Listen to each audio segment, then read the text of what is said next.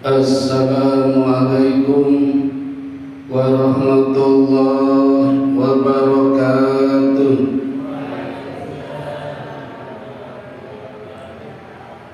Sayyidatu Sa'adah Zummala'il A'izzah Kubailal Bidayah. Hayya bina nahmaduhu wa nasta'inuhu subhanahu wa ta'ala hamdan bila ghayah wa madhan bila nihayah. Ashhadu an la ilaha illallah wahdahu la syarika lah wa ashhadu anna Muhammadan abduhu wa rasuluhu la nabiyya ba'da.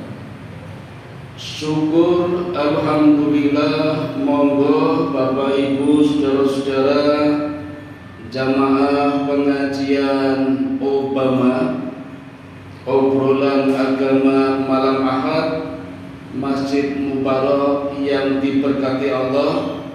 Sama-sama kita panjatkan rasa syukur kita kehadirat Allah Subhanahu wa ta'ala yang ternyata masih cinta kepada kita semua, hingga kita masih diberi kesempatan dan diperkenankan menikmati indahnya amalan-amalan yang ada di dalam ajaran Islam, khususnya amalan di 2 bulan terbesar, yaitu bulan Ramadan dan bulan Syawal yang baru saja kita tinggalkan 1-2 jam tadi.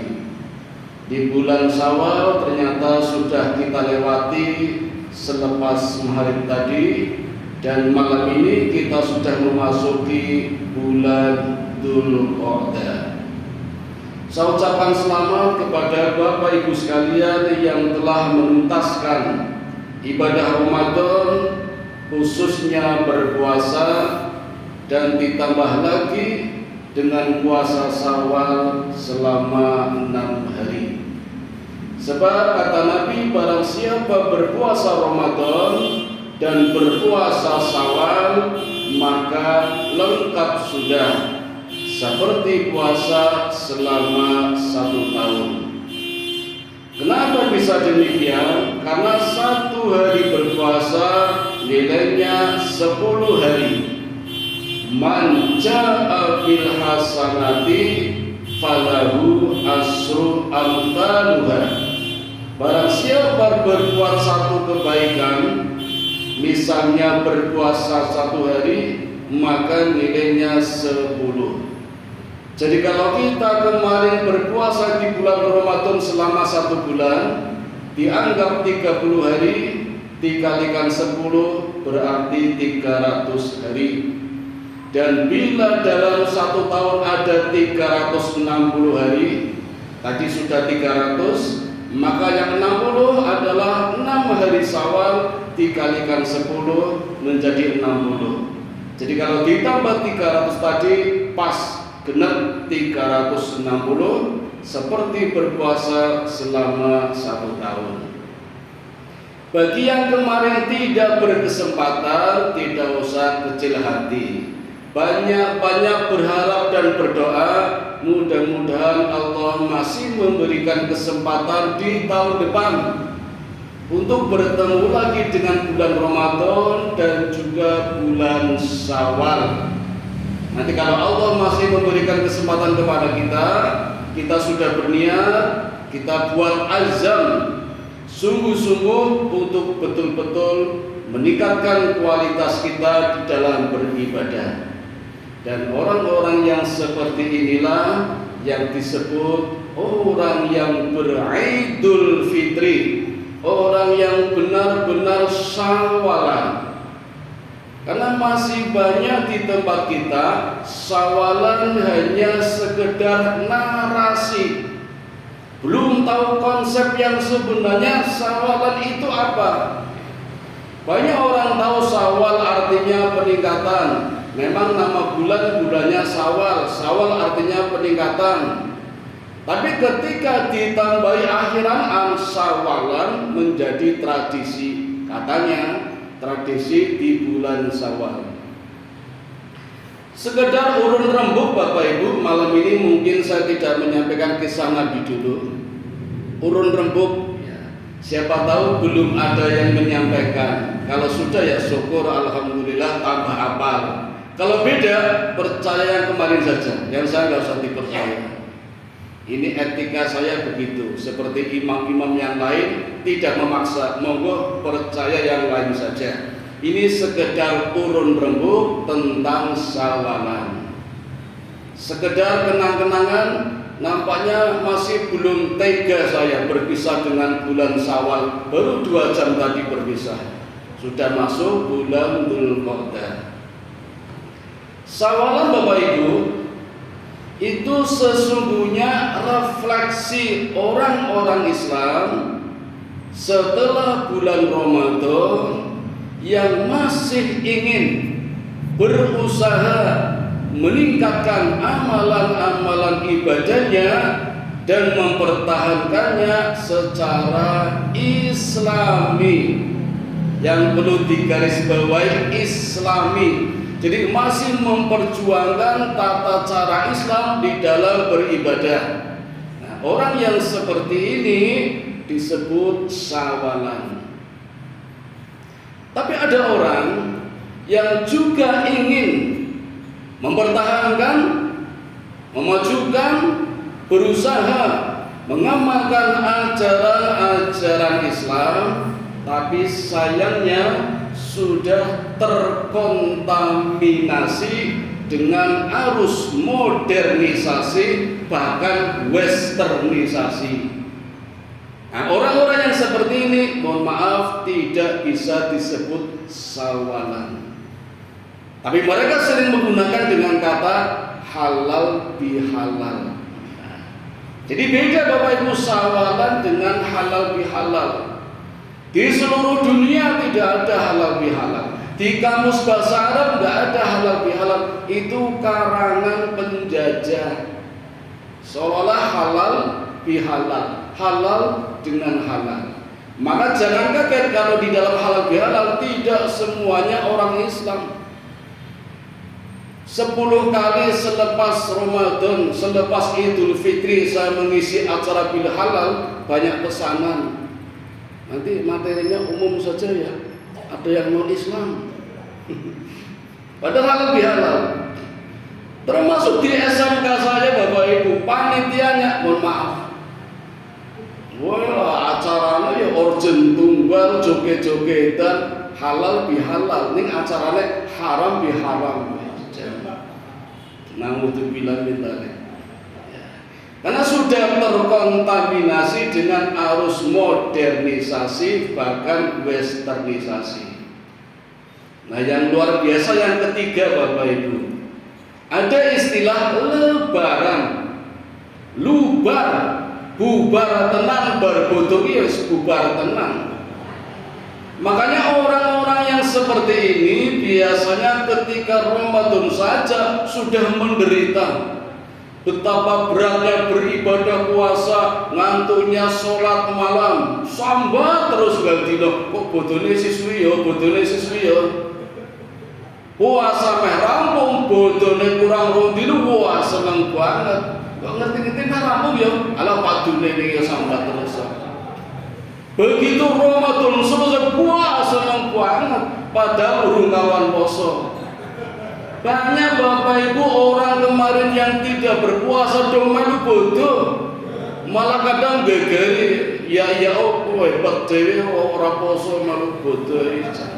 Nah itu yang orang kadang menyebut dengan nama lebaran atau lubaran, bubar Ramadan. Dengan kata lain Bapak Ibu, lebaran itu refleksi setelah Ramadan yang banyak dilakukan oleh orang Islam, tetapi masih mempertahankan ajaran tradisi.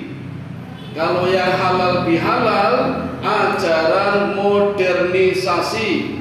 Kalau yang sawalan ajaran Islami. Sana kita balik.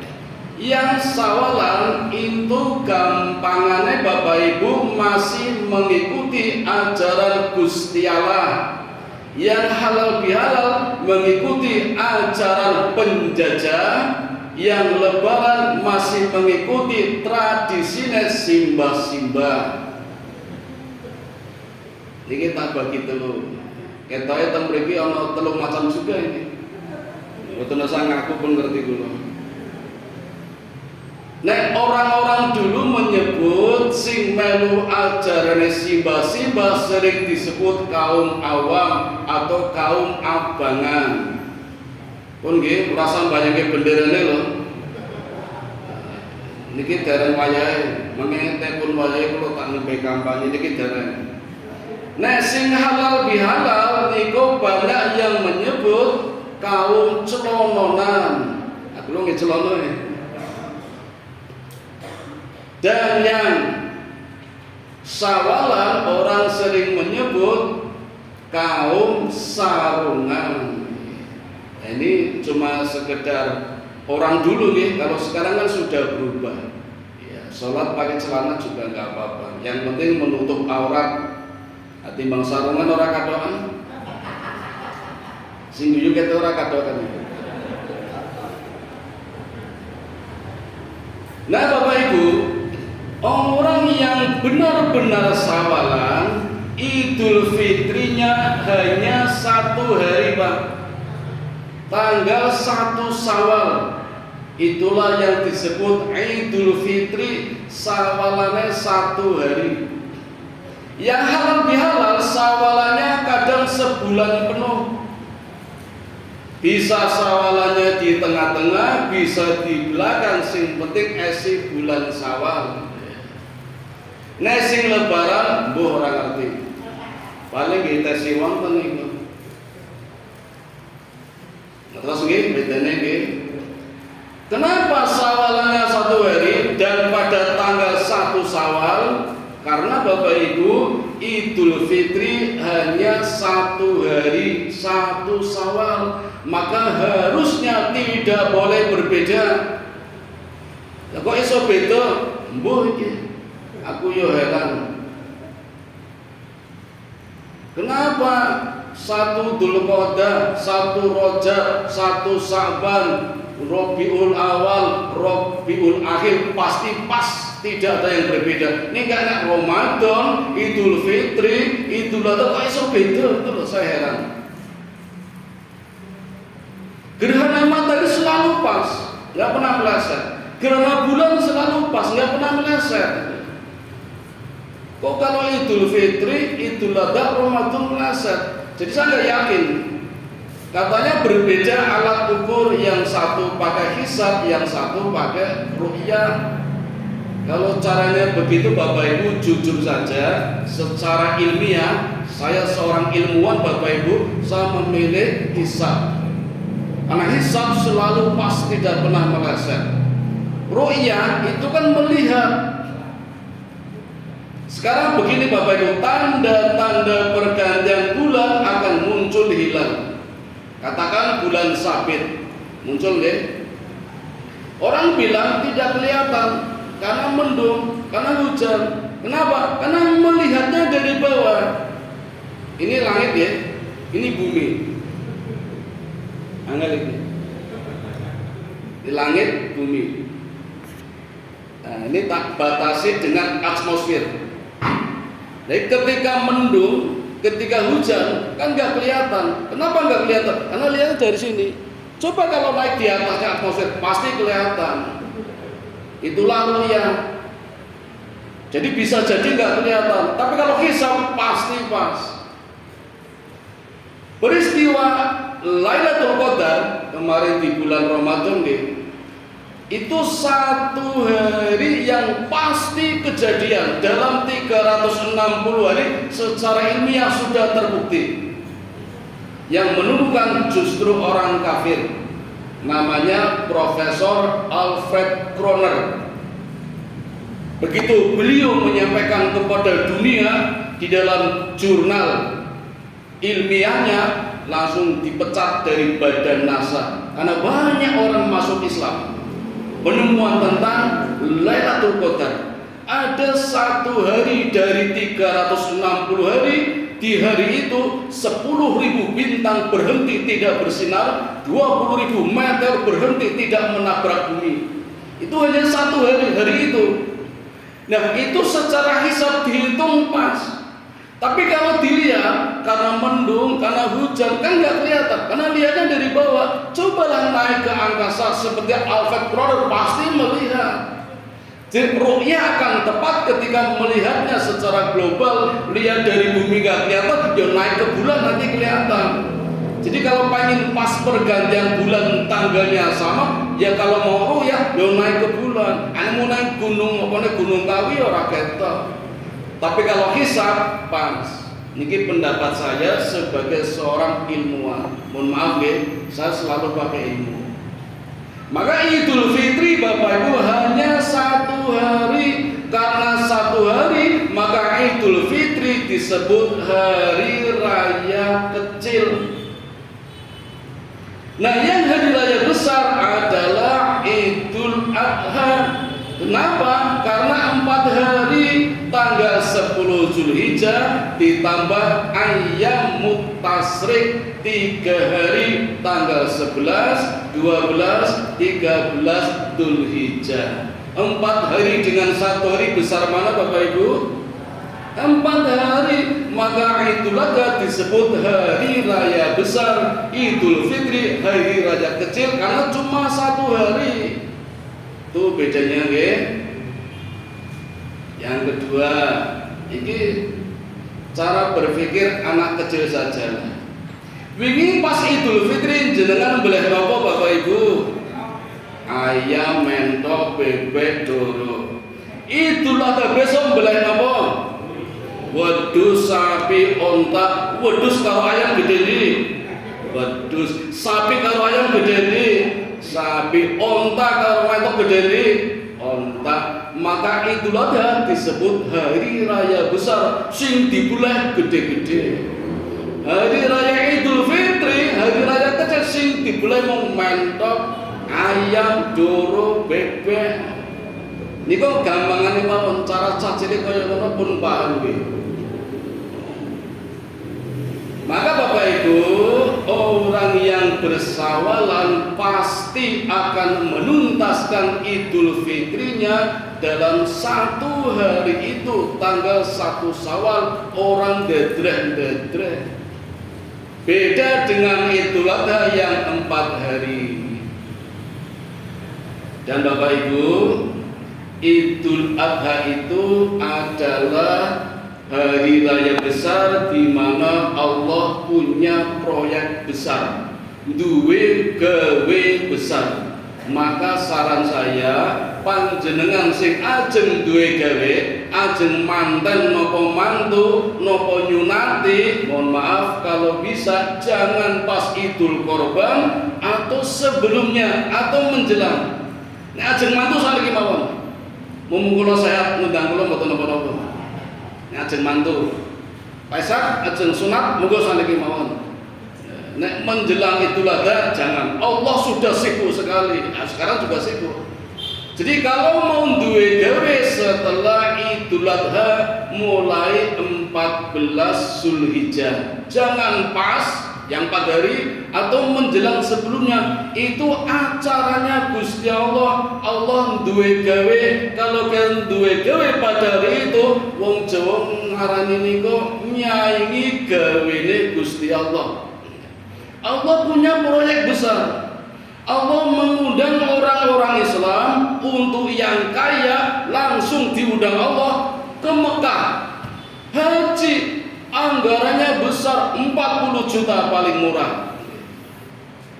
Kemarin malam di TV ada usia tertua naik haji tahun ini 103. Mbok Suminah napa sinten jenenge? Niku nek nabung tenanan berarti suwe banget nabungnya niku. Yang termuda 18 tahun mergo bapaknya mati. Nganteni. Nah niku rezeki niku. Ini tak takoni jare orang donga muga-muga bapak mati, muga-muga bapak mati mboten. Ini mati dhewe muga. 18 tahun. Yang tidak begitu kaya juga diundang oleh Allah menjadi sohibul, dan itu anggarannya minim 3 juta. Wedhus sapi ya padha ning wong 7, nek onta wong 10 ya. Niku sing bener-bener sohibul. Ngapunten nggon kula wonten sing pun langganan, enggak usah tak sebut jenenge Mbah titik-titik. Pak Aziz kula titip nggih 20.000 kok Idul Kurban. Nek dicatet aku njaluk daging, njaluk ati, ala kok ngarani 20.000 Pak. Aku urun 20.000 ya ngesohibul. Nek dicatet njaluk daging, ati, wah iki jenenge tuku daging ini. Malah murah 20.000. Pertama kali tak terima nggih, mboten napa-napa kula tampi. Ketua panitia catet nggih niki latihan korban. Ning sesuk Bapak Ibu tau ngajeng diniati. Ora koyo ngene terus harus ada peningkatan. Kok ora berubah tesi pesen malih. Pun niku mawon langsung mawon kula pun mboten ngurusi lan. Niku wonten ngapunten. Itu anggarannya. Maka Bapak Ibu, Idul Fitri itu karena hari raya kecil tidak usah dibesar-besarkan.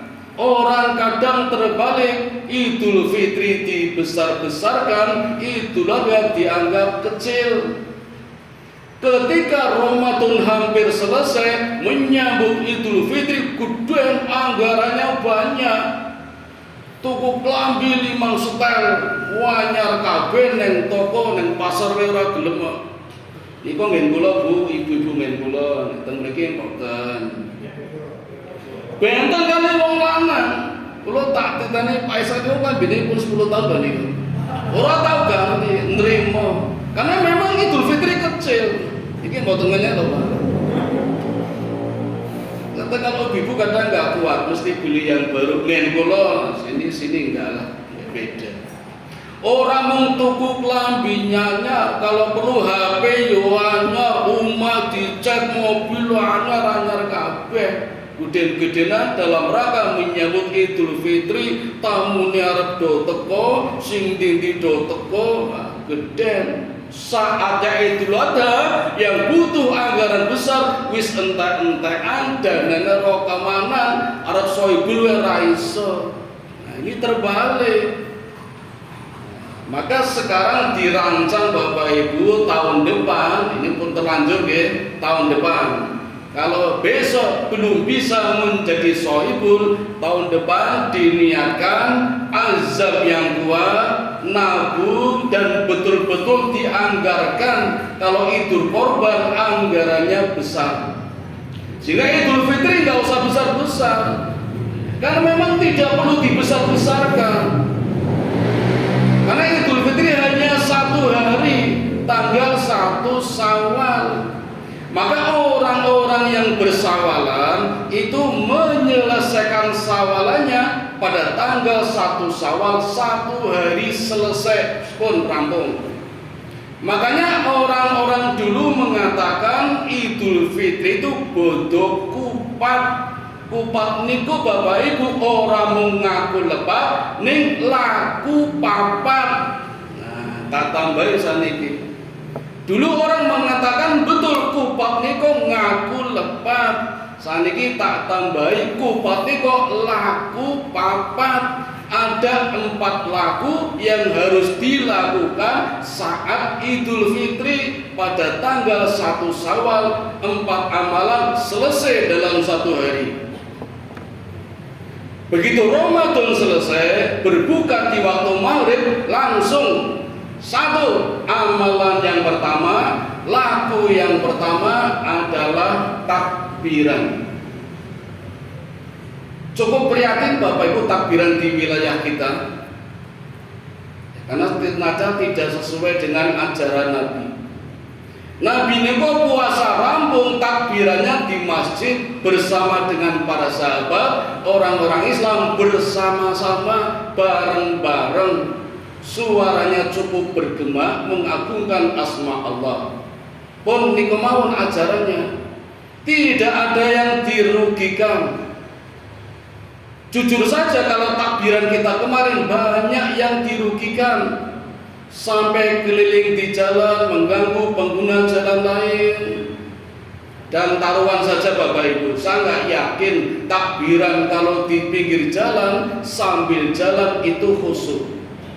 Lidahnya takbiran, tangan kanannya pegang obor, tangan kirinya mercon jedor Allahu Akbar jedor. Tidak mungkin tiga amalan dijadikan satu dalam waktu bersamaan. Mesti orang khusyuk. Yakin nggak khusyuk? Awang takbiran saja belum tentu khusyuk, ditambah lagi megang obor, tangan kiri megang mercon jedor, ngawasi cah cilik-cilik barang, nganggo tali, sing nom-nom apa kober. Orang kober malah do jamil-jamilan karo yang kesempatan to nika. Ini jenengan sing sepuh kok manung guyu. Gege memetin. Yang parah lagi Bapak Ibu sampai dilombakan. Barisan ngarep dhewe mobil patroli, mobil pick up ngangkut motor Mio untuk hadiahnya. Asyaallah. Takbiran niko kan menyebut mengagungkan asma Allah. Asma Allah ditandingkan dengan asma Allah. Asing menang sopo? Sing menang setan niko seneng. Kula heran lho Pak. Coba lihat sekedar niki berpikir kritis niki. Di satu sisi adzan mulai dilarang, tidak boleh keras-keras karena mengganggu tetangga. Di satu sisi. Tetapi kenapa takbiran malah dilombakan? Padahal daya ganggunya lebih besar. Orang mung swara malah ketambahan mercon. Simbah kula jantungan lho Pak. Simbah kula jantungan Pak. Nganti kula metu tak cekel nih kok RT-ne. Mas, nek nyulet mercon neng kamarmu dhewe. Nesu. Kalau di jalan gini kan ganggu. Simbah saya jantungan. Jawabannya apa Pak? Pindah wae kalau simbahmu. Halo kok pindah? Kuwi RT lho Mas. Ana mene barang. Marah itu langsung mancing Pak. Mancing motornya digol. Ngueng. Karo aku leluhur ya Pak. Leluhur. Ini kok ngadepi RT sing kaya ngono jan dibilang minta lagi. Dikandani ora mempan. Yes. Aku membatin mawon. Jebul ini ketemu dipecat saka gaweane. Aku ora prasangka buruk kaya apa mergo paduka karo aku mboten pun urusane dhewe-dhewe niku. Naudzubillah min dzalik. Nah itu Bapak Ibu, takbiran agar bermanfaat, bernilai ibadah, cobalah kita meniru seperti yang dilakukan oleh Rasulullah. Hikmat tertib. Pasti Bapak Ibu akan terharu tanpa sadar meneteskan air mata takbiran ini. Apalagi lagunya indah, mesti yang pertama kali membuat kita menangis biasanya kangen kali orang tua yang sudah tiada, atau mungkin yang anaknya tidak bisa pulang sekolah jauh di luar kota, nangis. Yang kedua biasanya janda-janda muda nangis, kangen kali bojone. Nasi bapak boten sekolah meneh, yakin orang nangis. Padahal dulu berjanji hidup semati di bawah pohon rumput. Ning nyatanya bojone mati orang nyusul malah golek meneh. Yang kedua, zakat. Baik zakat fitrah maupun zakat mal. Bapak Ibu perlu kita pahami bulan Ramadan adalah bulan pendidikan, bulan diklat, bulan latihan, syahrut tarbiyah. Zakat fitrah yang kita keluarkan kemarin berupa beras dan lain-lain. Zakat mal, uang yang kita keluarkan kemarin, jangan lupa itu baru latihan.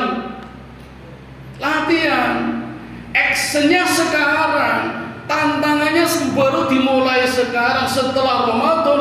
Masihkah kita peduli dengan tetangga kita mengeluarkan beras untuk yang belum berkecukupan atau masih kekurangan, atau zakat mal? Kalau bulan Ramadan kemarin banyak temennya niatnya sedekah gampang. Nah sekarang ini tak saatnya ini. Janjane ngaten niku. Cuma memang pembelajarannya dicanangkan ketika 1 Syawal selepas bulan Ramadan. Laku yang kedua adalah zakat. Yang ketiga, sholat Idul Fitri. Itu sebagai media sarana berkomunikasi tahunan. Apalagi kadang saudara-saudara kita, tetangga kita ada yang jauh mudik pulang, kadang ketemu sudah pangling, "Peki sapa ya? Anake sapa ya?" "Oh, mbiyen kae to." Nah, itu bisa ketemu di saat sholat Idul Fitri. Maka Nabi memberikan sunnah sholat Idul Fitri, sholatnya di alun-alun atau di lapangan. Saya kira alun-alunnya ditutup ya orang gak sholat. Jadi sholatan yang masjid-masjid. Kalau masjid aja masih mending Bapak Ibu. Saniki wingi Pak, kampung-kampung donganake sholat dhewe-dhewe. Ini ada fenomena yang unik Pak. Dora komanan khotib. Saya yang ngebel 4 Pak.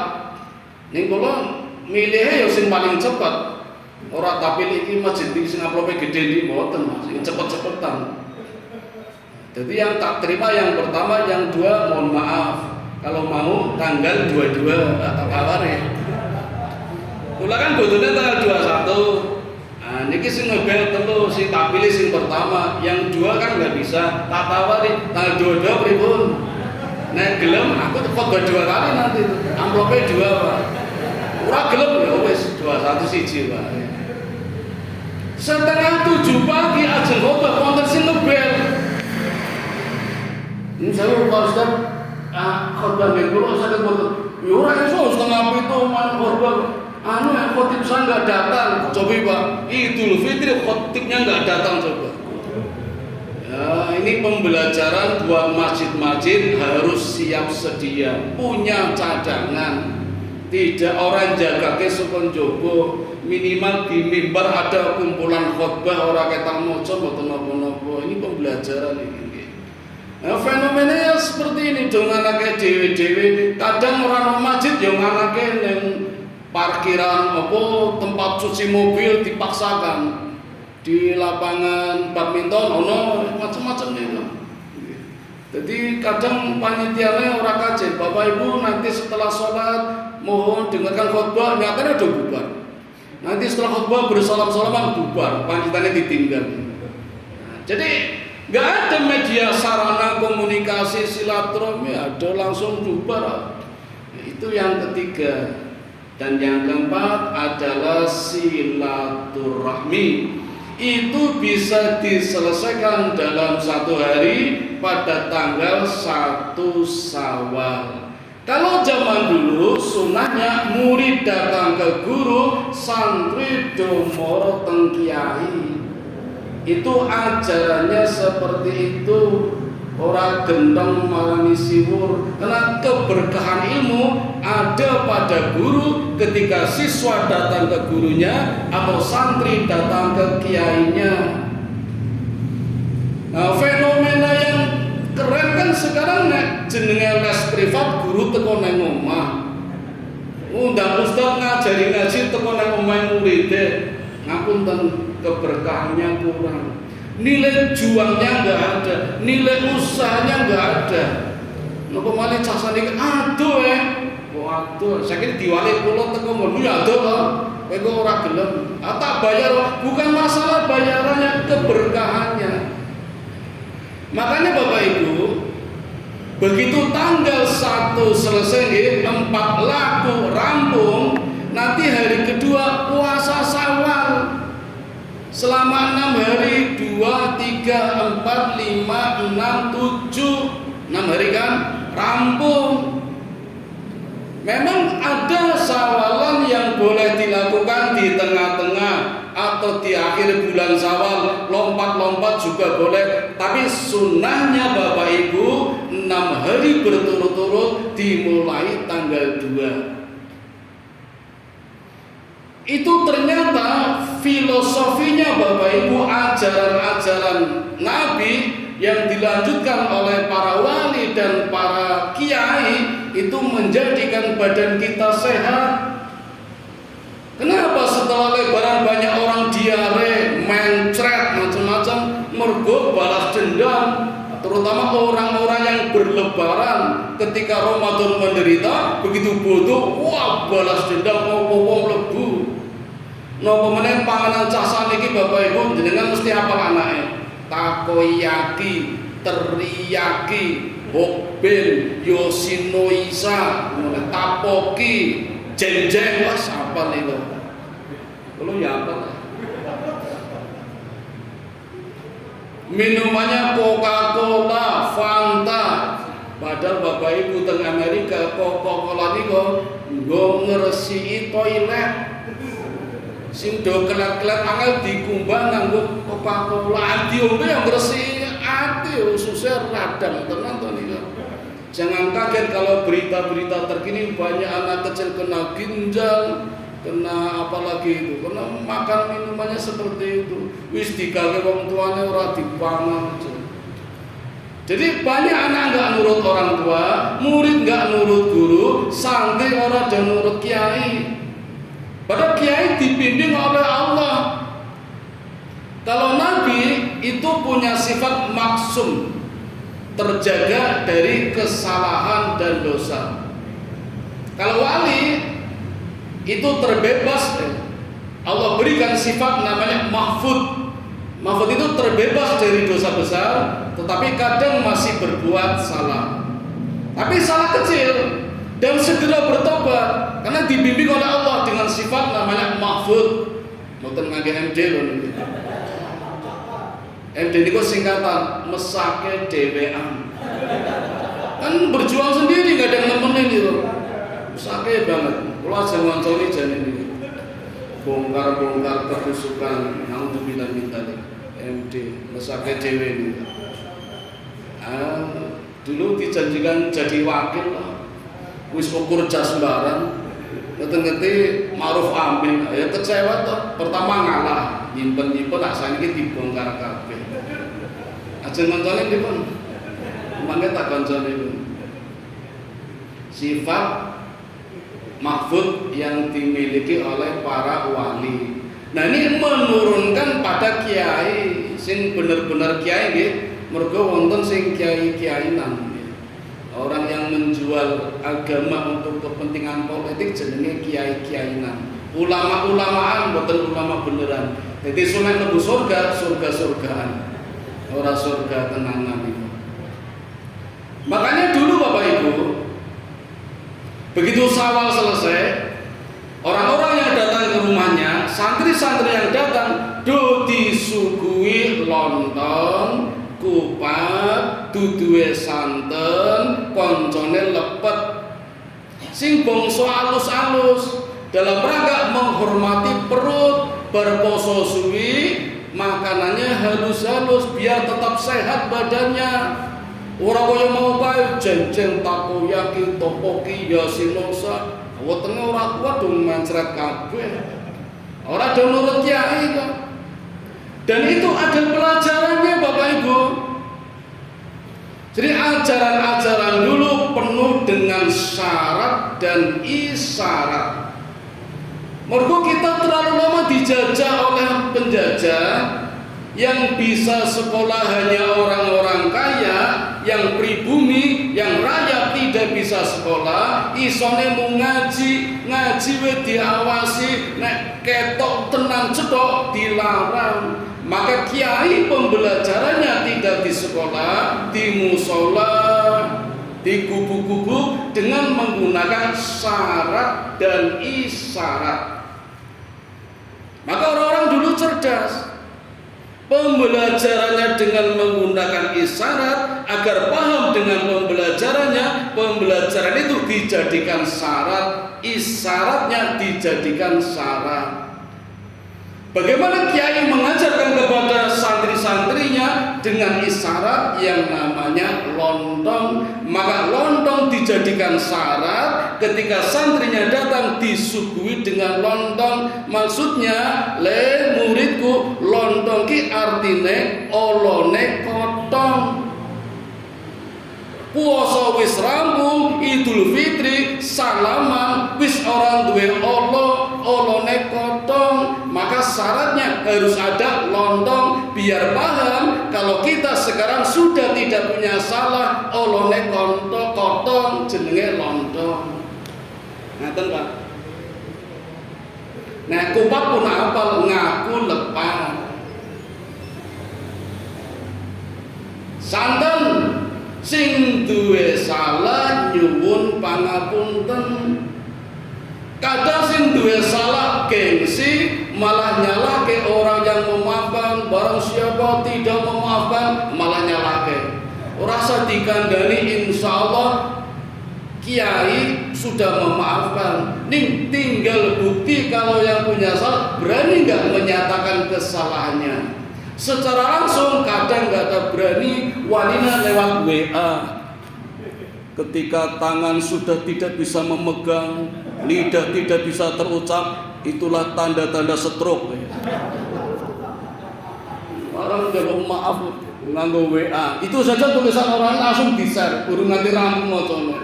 Morone ngomong orang wani, nggak ada nilai juangnya, nggak ada nilai silaturahminya. Itu jenenge pengecut raja kalau maaf neng WA.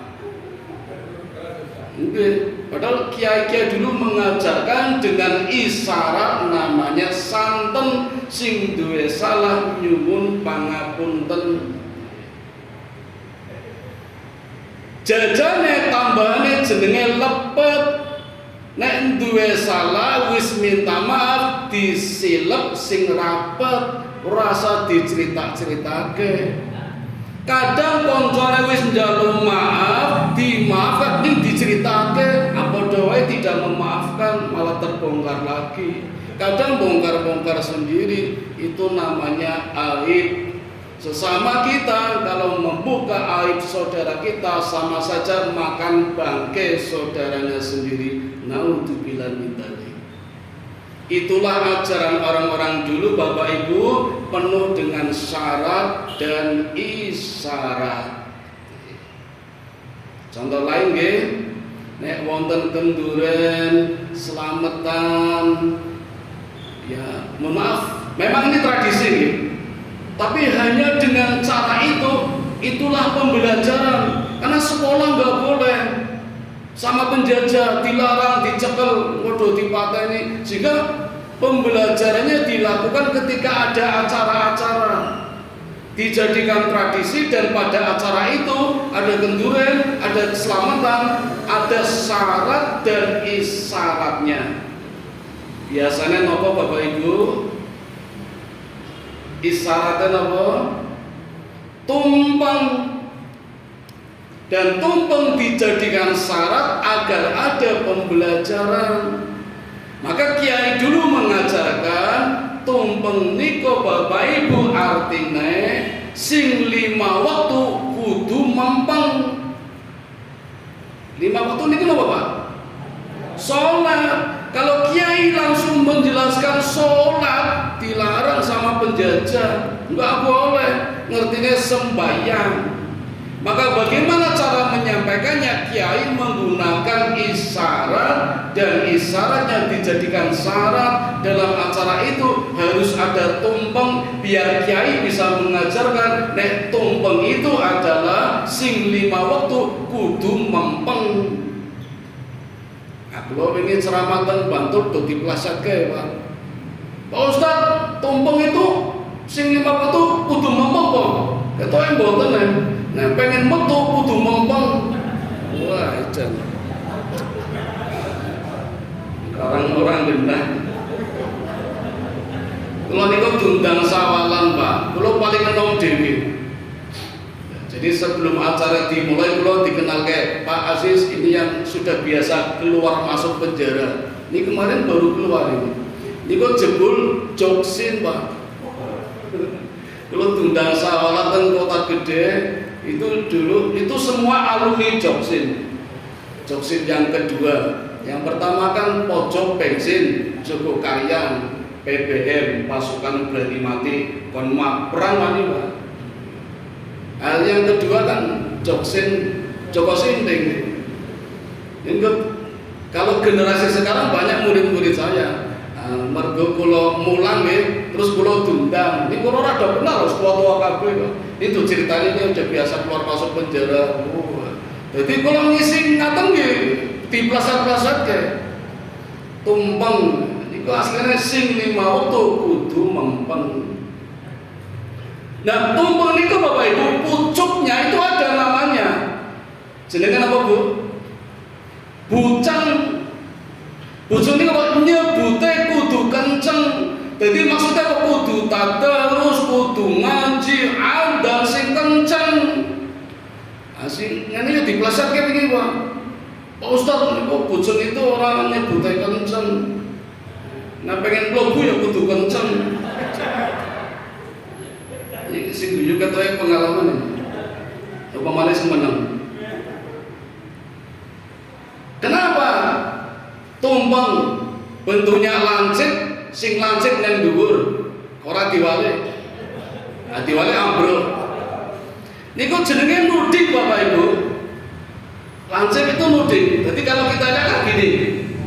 Nah, itu artinya ngalah. Ngalah itu bukan kalah. Ngarah teng Gusti Allah, ngalah, ngalah teng Gusti Allah. Jadi kayak ngetan menuju wetan, ngalor menuju ngalor, ngalah menuju Allah, menuju Allah. Ini orang bilang kan ngomong Allah angel, ngalah. Maka bentuknya lancip, orang diwali ambruk. Nah, acara rampung, tumpeng disigar, dibagi-bagi, diwadahi, takir. Itu dari kata talkirah, dzikir. Jadi kalau dihubungkan itu semua adalah isyarat. Isyarat ini dijadikan syarat, kemudian diamalkan. Termasuk dzikir, ya ora diplasat-plasat ke subhanallah, alhamdulillah. Kadang diplasat ke sudari, swasti. Dikira beda. Pun niko syarat dan isyarat. Acara apapun dulu banyak terkandung syarat dan isyarat. Ngun manten ingat sing ajeng mantu sinten. Itu ya banyak istilah yang menjadi isyarat dan syarat. Biasanya wonten balang suruh. Suruh niko napa? Ngangsu karo ora diplasake kesusu pengen weruh. Biasanya di pelaminan manten dikonconi cah loro mirip wedok kabeh ngipasi, niku jenenge kembar mayang. Kembar niku padha, mayang niku beda. Lho piye sih? Kembar beda. Padha kok beda. Maksudnya podo tujuannya beda wonge. Kan tujuannya podo membangun rumah tangga, membangun peradaban, menciptakan keluarga sakinah, mawaddah, warahmah, disingkat samawa.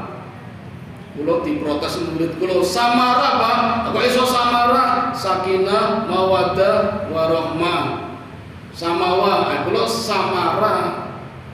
Yo, tulis bahasa Arab. Sakinah sa mawaddah ma warahmah wa nopora. Rohmah, wa itu kata hubung. Ya rohmah, samara bukan samawa. Ora dong ngajari gurune. Kowe berarti mung melu-melu tok. Kadang murid ngaten Pak nyalah-nyalahke kula mergo mung melu-melu. Mohon maaf ya Bapak Ibu, kemarin saya agak marah sama murid saya. Mergo murid saya nyelatu gini. Pak, perempuan itu kan serba benar Pak, nggak pernah salah. Saya pernah dengar itu, jangan mata kerungu gitu. Wanita nggak pernah salah, selalu benar. Murid saya bilang gitu, Pak, wanita kan nggak pernah salah Pak. Oh iya? Oke, sekarang begini. Kalau wanita nggak pernah salah, kenapa paling banyak di neraka? Akhir menengah ini kok. Akhir menengah enak aja paling benar nggak pernah salah. Nyatanya banyak di neraka kebanyakan wanita. Kowe iki kenapa orang nggo jilbab? Kowe muslim toh? Muslim Pak. Kenapa enggak pakai jilbab? Orang nganggo bener apa salah? Salah Pak. Gene salah, kok ngaku paling bener. Tahun ndak sisa. Fakta realita. Wis ngomongi sapa sing ngajari sapa? Ora usah melu-melu, sing ngajari ora dong. Tawon itu casa iki ngaten Pak, wani protes. Benten kali casa biyen Pak. Zaman kula dadi murid, nek guru teko ndelok papan tulis kotor, kula pun paham langsung maju tak hapus. Riyen zaman kula dadi murid saniki Bapak Ibu, kula mlebet ndelok papan tulis meneng kabeh. Sampai tak tunjuk Ahmad tolong dihapus, mesti jawab bukan saya Pak, Rudi piketnya. Enggak ada keberkahan. Memang betul piketnya Rudi, tapi kan nggak salah kalau ada ngapus dan rebutan pahala namanya. Tapi sekarang nggak ada. Zaman dulu tadi murid guru teko tak gawe tase, sepeda ini tak tuntun. Saniki orang malah balik digembesi kok. Nggih Pak, mergo ora seneng karo gurune diulang, kula mulih balik digembesi. Untuk Singapura niku Pak, sing blaleng niku. Wah. Kula mulake helm telu ilang Pak. Ping telu kula kelangan helm. Jebul dijupuk muridku dhewe. Wah. Murid saniki Pak. Niki kok ikhlas tak dongake secok dadi polisi. Ono sing dadi polisi Pak. Wonge putih, dhuwur kaya lingking niku. Kula dilalah pas motor mogok ngadang bis Pak. Aniku dadi polisi, mandek nang ngarepku, Pak ayo ikut saya Pak. Di mana? Di belakang Pak. Gak sorry. Mobil polisi ini kalau pasti kamu diglek lo. Ane aku melu dikira ketangkep to niku. Ane arep melu nang ngarep, nang gure uga. Jenengan murid kurang ajar. Niate ape nganter gurune ini murid mobil polisi diglek dikira kecekel to. Kowe ora gendang muridku. Ping pindho Pak teng perapatan Senopati lampu abang nggih, lampu abang. Ya, kula tesih ado tapas ke ijo. Ah ijo kula jalan, dilalah tengah-tengah murid kula tak keplak. Polisi jine kaget. Lho, sapa sing keplak kok wani-wanine? Tak delok. Oh, guru saya Pak, ora apa-apa. Ah wingi bareng ngerjain nawani gurune numpak mobil nang mobil. Ketemu lagi tak keplak. Oh, niku ceritane. Tadi kembar mayang nggih, padha tujuane beda wonge. Kok iso beda? Kan lanang beda. Beda. Lampu ini bisa menyala karena kabelnya beda. Ada yang positif, ada yang negatif. Jadi satu nyala. Coba nek pengantin lanang kabeh ora dadi. Pas ijab ditutupi ora ketok, pas mlebu kamar dibuka kok padha. Barane kok padha. Jenengan aja neruskan apa ora sida. Nek neruske jenenge gendel LGBT niku. Ora dadi, enggak ada hasilnya. Enggak ada barokahnya malah nambah dosa. Niku jenenge kembar mayang, padha tujuane beda wonge. Itu Bapak Ibu banyak syarat dan isyarat yang banyak diajarkan oleh orang-orang terdahulu, biasanya wali songo. Contoh, misalnya Sunan Giri memberikan pelajaran kita lewat tembang. Kalian boten tembangannya. Turi putih ditandur neng kebun agung, turi putih ditandur neng kebun agung, cemleret tiba nyemplung ndokira kembangnya opo. Ngapunten fales suara kula. Ora tau nyanyi. Ini Iwan Fals kok iso larang ya? Padahal ya Fals nih Pak. Turi putih, turi niku dari kata mituturi. abang nasihat. Kenapa turi putih? Ya putih orang turi abang. Pemenang turi batik orang. Ada juragan batik terus. Maksudnya nasihat kebersihan, nasihat kesucian, kepasrahan, tawakal, ya. Turi putih. Nah pengen serem lagi, nasihat kematian. Ini jadi orang serem, semuanya juga akan mengalami yang namanya kematian. Dan kematian pada hakikatnya bukan terminal, tapi transit. Karena Allah memberikan kesempatan kepada kita untuk hidup di 7 alam. Kita sudah melewati 3 alam. Alam azaliyah sudah kita lewati, alam ruh sudah kita lewati, alam kandungan sudah kita lewati, dan sekarang kita sedang berada di alam dunia. Sembilan kalian betul. Pas teng azali, pas dadi roh, teng kandungan lali gitu. Nek jerawatan ibu ngopo lali gitu. Bisa jadi besok Bapak Ibu ketika kita pindah ke alam kubur, mungkin kita lupa dengan di dunia. Bisa jadi loh ya. Nyatanya kita nggak ingat ketika di kandungan ben koyo ngopo, nek misalnya kembar karo adine apa karo kakaknya nek boten ngopo. Itu lali ya ora kelingan. Itu nanti Bapak Ibu ketika kita di kandungan dulu mungkin alam dunia adalah gaib. Sekarang alam dunia menjadi nyata, alam kubur masih gaib. Kalau besok kita pindah ke alam kubur adalah alam nyata. Dunia masa lalu, alam barzakh gaib. Jadi kalau kita bayangkan alam kubur itu seperti kita dalam kandungan, alam barzakh seperti kita di dalam dunia. Nah, nanti setelah barzakh baru alam akhirat. 7 alam. Nah sekarang kita di tengah-tengah Bapak Ibu. Kita nggak tahu usia kita sampai yang keberapa, tidak tahu. Kulo kali panjenengan Bu mungkin duluan jenengan sedone. Nah kulo kali bapak mungkin kulo keri juga bisa, nggak tahu. Nggak ada yang tahu.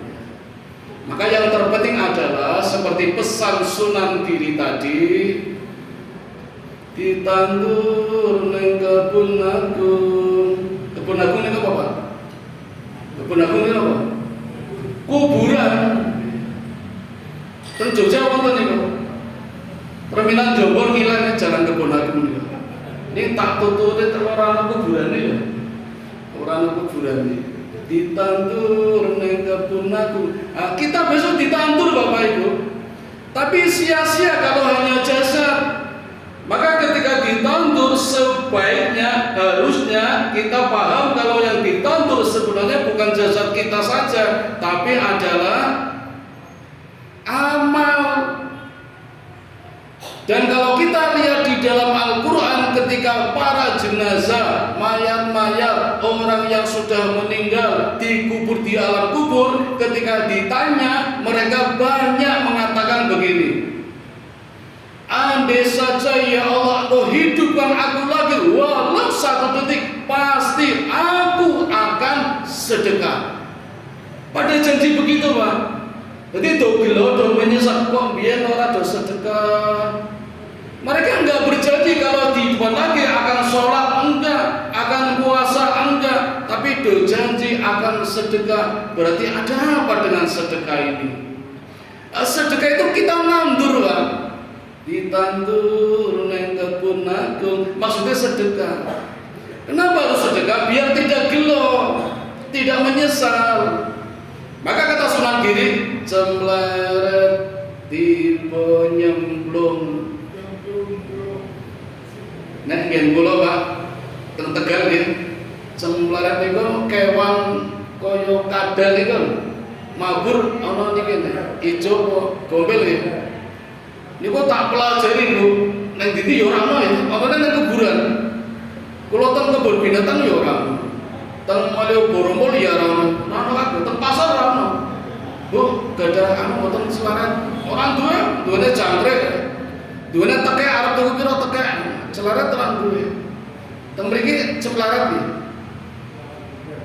itu binatang tengkuburan ngobrol cepet toh, celaret. Itu pelajaran buat kita bahwa di dunia itu waktunya singkat sekali, celaret gitu. Tiba nyemplung. Makanya pelajaran dari Sunan Giri ini adalah mengajarkan kepada kita untuk segera. Dan ini pas dengan ayat 133, 134 surat yang ketiga, surat Al-Imran. Ini ayat sawalan ini. Wasari'u ila magfiratin mir rabbikum wa jannatin arduha samawati wal ard uiddat lil muttaqin. Dan segeralah seperti celaret, segera. Jangan menunda-nunda. Karena Allah sudah menyediakan surga yang luasnya seluas langit dan bumi untuk orang yang segera berbuat baik, segera bersedekah, ya, tidak menunda-nunda. Itu Allah sudah sediakan surga yang luasnya seluas langit dan bumi. Makanya Bapak Ibu, kalau kemarin sawalan, halal bihalal, saling memaafkan, bolehlah itu sekedar tradisi mawon ya. Jangan aslinya jangan ditunda-tunda. Kemarin kan menunda-nunda atau ngarep aja minta maafnya lewat halal bihalal sawalan. Bolehlah dijadikan tradisi, tapi hakikatnya Bapak Ibu, ikrar sawalan itu bagian dari jenis tibun nabawi, pengobatan cara Nabi. Ketika banyak penyakit tidak bisa disembuhkan oleh dokter, Nabi punya cara namanya tibun nabawi, termasuk ikrar sawalan. Tapi resikonya kalau ikrar itu dibaca tahunan, mumpas sawalan. Kalau pesan Nabi Bapak Ibu, tibun nabawi ini dilakukan setiap menjelang tidur. Ibu-ibu yang belum hafal bacaannya cukup pakai bahasa Indonesia. Ya Allah, ampunilah dosa-dosaku dan dosa saudara-saudaraku, saudara sesama muslim, saudara sesama iman, baik yang saya kenal maupun yang tidak, baik yang masih hidup maupun yang sudah meninggal, baik yang baik denganku maupun yang jahat denganku. Ampunilah mereka semua ya Allah. Ini kok Bu bahasa Indonesia nih. Bapak-bapak pun hafal. Setiap khutbah Jumat pasti khotib membacakannya di khutbah yang kedua. Allahumma gfir lil muslimina wal muslimat wal mu'minina wal mu'minat al ahya'i minhum wal amwat innaka sami'un qaribun mujibud da'wat. Nah, itu hakikatnya Bapak Ibu dibaca sebelum tidur. Pun mapan nggih berdoa bismika Allahumma ahya wa bismika amut, terus baca itu. Insya Allah Bapak Ibu biasa nek durung kulino maca nang rampung wis turu. Iku jenenge barokah. Ora apa-apa, atimbang nang ngarep TV final Indonesia Thailand. Malah reso turu-turu. Melu deg-degan jedeg-jedeg melu ngamuk. Untungnya orang dicabut malaikat Israil. Ya orang apa-apa ndelok TV ini jangan lupa berdoa. Kalau semua orang Islam, orang beriman membaca ini Bu sebelum tidur, pasti besok setelah bangun tidur sudah tidak punya dosa. Dan pas dengan doa setelah tidur. Alhamdulillahilladzi ahyana ba'dama amatana wa ilaihin nusur. Segala puji bagi Engkau ya Allah yang telah menghidupkan kami kembali, dan segala puji pula bagi Engkau ya Allah yang masih memberikan kesempatan kepada kita untuk hidup yang lebih baik. Apa itu hidup yang lebih baik? Hidup tanpa dosa. Kenapa tanpa dosa? Karena tadi malam sudah dimaafkan sama saudara-saudara kita. Kita pun sudah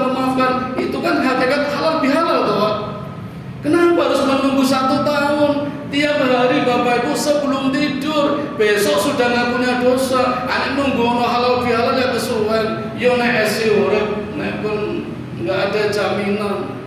Nah, ini namanya tibun nabawi.